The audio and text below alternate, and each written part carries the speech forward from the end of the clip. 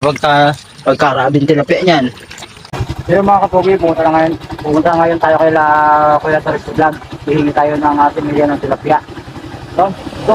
At ito na nga mga kapugi ang istorya kung bakit nga pala ako hihingi ng similya ng tilapia kila Kuya Trips Vlog. Dahil nga pala ako nga pala gumawa ng mini fish pan sa likod bahay namin. At sa walang dahilan mga kapugi, wala, trip ko lang dahil gusto ko lang na merong paglibangan at kaya ako gumawa ng mini fish pan dito sa likod bahay namin. At ito na nga ang buong istorya, kaya naman dali-dali na ako pumunta kila Kuya Trips Vlog para humingi ng similya ng tilapia. Let's go!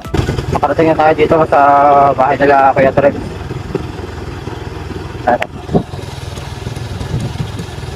ako naglalakad.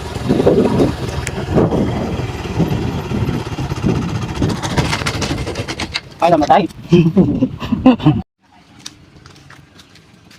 Ginagawa niyo dyan? Huh? Ay, di ayos. Ayoko. Takot ako sa height. Ay, huwag ka bigay. Nalaglag naman dito kasi mababa. Masama kasi Si Pototoy. pataas. Ayun lang. So yung mga kapogi, nakarating na ako ngayon dito kaya Kuya Trips.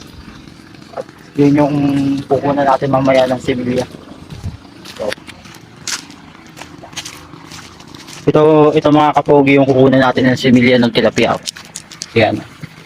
Yan, maraming tilapia dyan. Hindi lang siguro hindi kita sa camera ko pero marami tayo, no?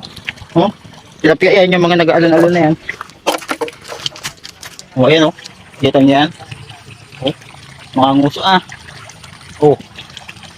Ay, pagkarabing tilapia niyan. Ayan. Oh, ang tutulin. Ah, nangyari tayo kay tatay. Yan, meron. Putik. Anak ng putik naman kayo. Ayan, oh. So ayan mga kapogi, nangunguha na ngayon kami ng yan ng ano, ng tilapia. Nakakadala kami, 4 na piraso. So, ayan, oh. Yan, medyo mailap kasi ngayon. Marami naman si Milay, mailap lang. Ayan, oh, dami. Yun.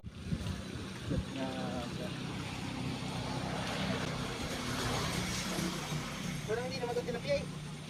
Gagising yung tilapia. Ha? Ano yan? Yung mga karpa-karpa. Oh? May ano pa? Tilapia yan. Kanina yan liliit, ngayon yung naglaki na, ang bilis maglaki, oh. 1.5 lang yun. Oo. Okay. Pero nalalagay na natin yung ating panibagong isda. Talagay na natin mga kapogi. Yan. So yung mga kapogi, nilagay na natin yung daladala nating similya ng tilapia dito. Ating mini fish pond. Yan.